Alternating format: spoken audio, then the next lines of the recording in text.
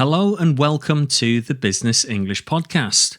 I'm your host Rob, here to guide you through the language skills that can set you apart in the fast-paced global business world. Today we're diving into a topic that could truly shift the way you work and win. Clear and concise technical communication. But before we get into the nuts and bolts, let me introduce you to someone you might recognise. Charlie. Picture this. It's a crisp morning in London and Charlie, a brilliant software engineer from Spain, is 3 months into his role at a buzzing tech startup. He's standing in a sleek, glass-walled meeting room, about to seize his moment to shine. His task? Pitching a new software feature to the marketing team. A feature that's nothing short of a game changer. Think lightning-fast customer sign-ups and happier users who stick around. Charlie's practically buzzing with excitement as he launches into his explanation. So with this API integration and a bit of back-end refactoring, we'll optimize the user flow and boost efficiency. He's halfway through, feeling on top of the world, when he catches it. Blank stares across the table. Polite, tight-lipped smiles. One guy even pulls out his phone, scrolling discreetly under the table. The energy in the room? It's gone flat. Charlie's stomach drops. He knows this feature could transform their outreach strategy, but if the marketing team doesn't get it, it's dead before it even starts. Then he spots his boss in the corner, with a strong frown on his face, arms crossed. Has he just fumbled his big shot? Does this hit a nerve with you? Maybe you've been in Charlie's shoes, pouring your heart and expertise into something brilliant, only to watch it crash and burn because no one understands what you're saying. It's maddening, isn't it? You're the expert, the one who gets it, but suddenly you're stuck wondering, how do I make this click for them? That's where Charlie's story resonates, and it's why you're not alone in this struggle. Here's the deal. In today's business landscape, knowing your stuff isn't enough anymore. You've got to explain it, and not just to fellow tech wizards, but to non-technical folks like managers, clients, or sales teams who don't speak your language. Get it wrong, and your ideas stall out, gathering dust in some forgotten folder. Get it right though, that's what we're unpacking today. How do you take those complex technical concepts where it's IT, software, engineering or beyond and distill them into plain, crystal clear English? What's the secret to turning those blank stares into enthusiastic nods and maybe even a round of applause? Stick with me because by the end of this episode, you'll walk away with practical steps, killer phrases you can use as early as tomorrow, and a roadmap to avoid Charlie's fate. Could this one skill be the key to unlocking your next big career win? Let's find out together. You're listening to the Business English Podcast, and this is clear and concise technical communication. Let's dive right in.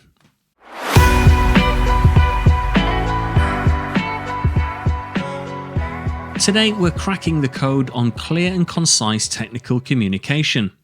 So why does this skill matter so much? Buckle up because it's not just about sounding clever or avoiding awkward silences, it's about making things happen in a big way. Let's circle back to Charlie from our intro. If he nails this explanation of that software feature, the marketing team lights up. The project gets the green light, and he's the hero of the hour, maybe even the week. But if he doesn't, it's back to square one, or worse, his brilliant idea gets shelved, and he's left wondering where it all went wrong. That's the stakes here. This skill is the difference between a resounding yes and a quiet, deflating maybe next time. When you can take a tangled web of technical details and spin it into something anyone can grasp, you're driving action and influencing outcomes. Think about your own world for a second. Maybe you're an IT pro pitching a cybersecurity upgrade to a board of directors. They don't care about the nitty-gritty of firewalls or encryption protocols. What they want to hear is how it keeps the company safe and saves them money in the long run. Nail that explanation and they're signing off on the budget before your coffee's gone cold. Or perhaps you're a developer unveiling a shiny new app feature to the sales team. They don't need a deep dive into the code, they want to know how it's going to hook the customers and pump up their numbers. Get it right and they're out the door, selling it with gusto. Even if you're an engineer talking to the finance crew about a new process, it's not about the gears and the widgets, it's about the bottom line, the profits they'll see. Clear communication takes your expertise and turns it into results that everybody can rally behind. But here's where it gets really exciting. This isn't just about pushing projects forward, it's about you. Mastering this skill, and you become the go-to person when someone needs the big picture explained. You're the vital bridge between the tech geniuses in the back room and the decision makers at the top. That's not just a seat at the table, that's a fast track to standing out, being the one they can't do without. Imagine the reputation you'd build as the person who makes complicated stuff simple and actionable. What could that do for your career trajectory? Of course, there's a flip side. Mess this up and you're stuck spinning your wheels, projects grind to a halt, teams lose direction, and your brilliant ideas sit unused, gathering virtual dust. So, how do you make sure you're the one steering the ship, turning confusion into clarity and doubt into buy-in? What's the trick to making your expertise sing? Hang tight, we're about to unpack the how next.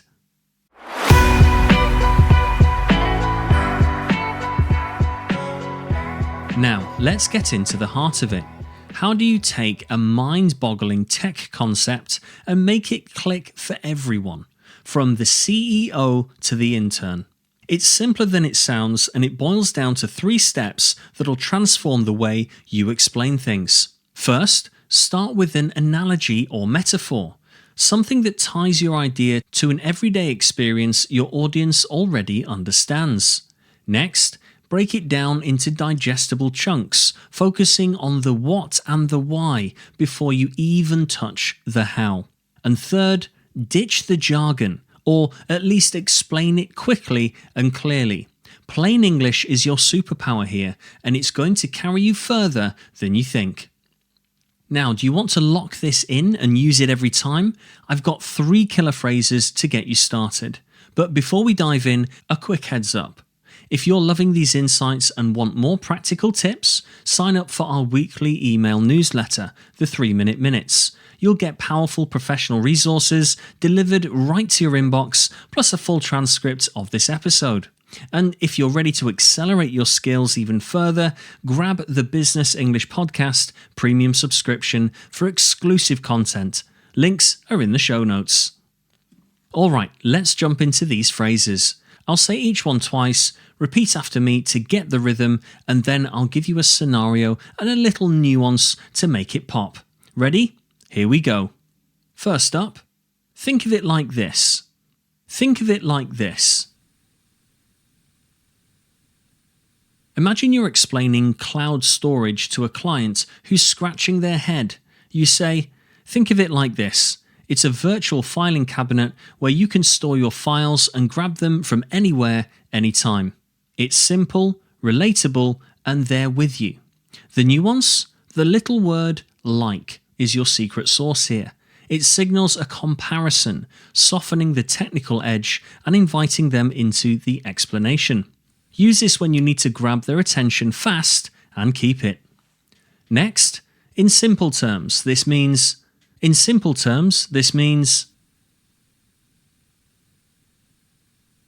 imagine you're pitching a website upgrade to your boss. You say, in simple terms, this means our site will load faster and handle more users without crashing. Clear as a bell, right? Here's the trick. Means. This is an active verb that promises clarity. It cuts through the haze and delivers the payoff up front. Use this one when you're translating tech into real-world results they can feel.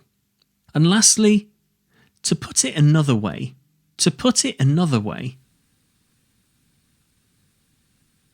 imagine you're briefing the sales team on a new app feature and you see a flicker of confusion. You pivot and say, to put it another way, this update's like giving your system a turbo boost, faster and stronger. Now they're nodding. The nuance? This phrase is your smooth lifeline. It lets you reframe without missing a beat, perfect for doubling down if you spot puzzled looks. Use it to reinforce your point and lock in their understanding. Here's the key. Pause after each phrase. Let it land. Clarity's a dance and pacing is your rhythm. Practice these and you'll turn tech gibberish into gold before you know it. But here's the real question. How do you know you're actually hitting the mark? And what are the traps that could trip you up, even with these tools in hand? We're tackling that next, so stay with me.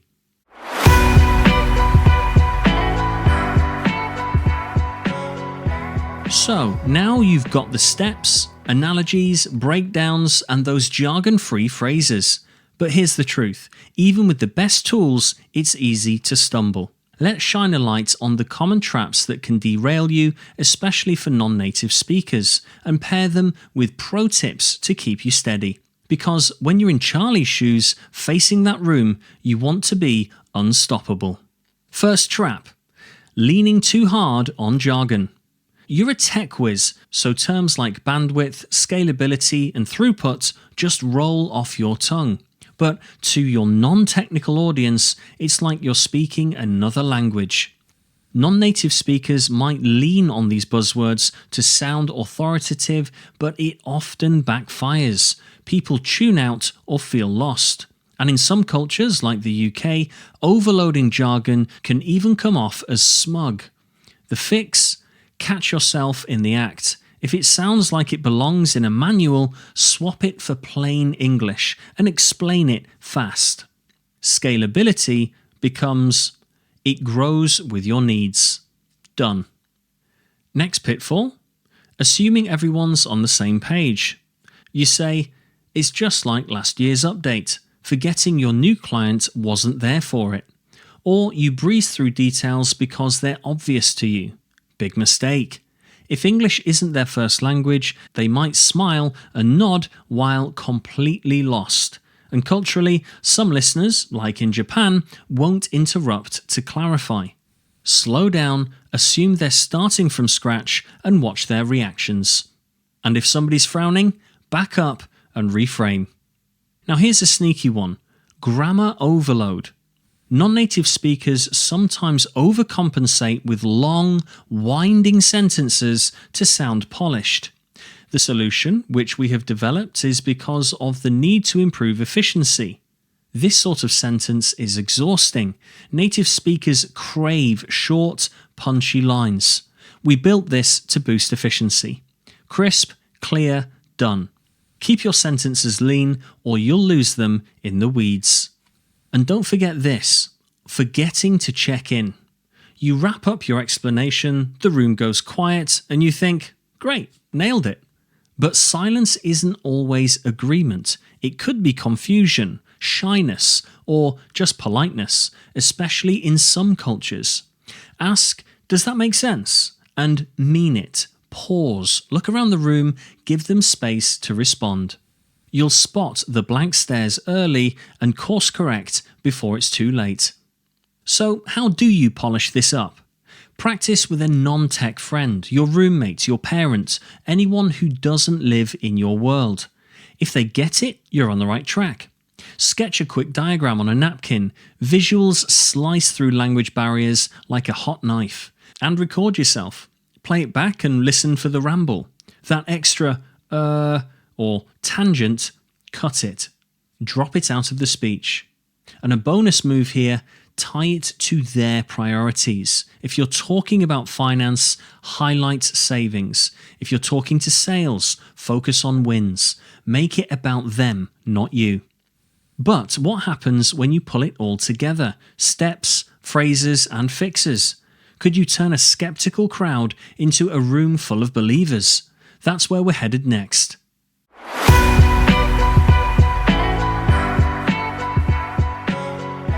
Now, we've just unpacked clear and concise technical communication from top to bottom.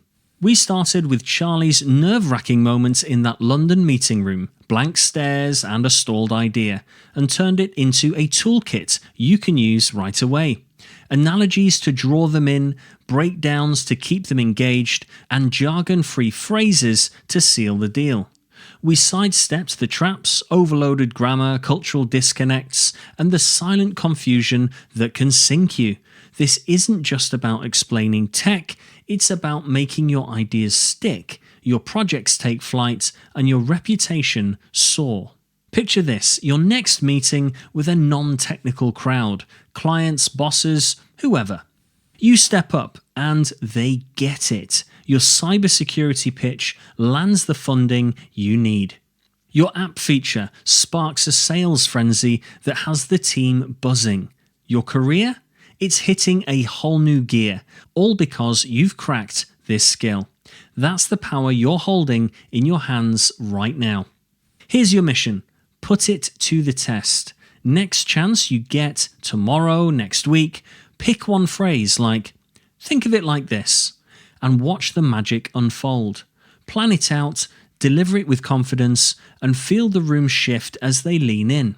Because here's the secret, the more you practice, the sharper you'll get. Your next big win might be just one clear, concise explanation away. And one final tip to carry with you. Smile when you explain. It's not just about the words, your energy sells it too.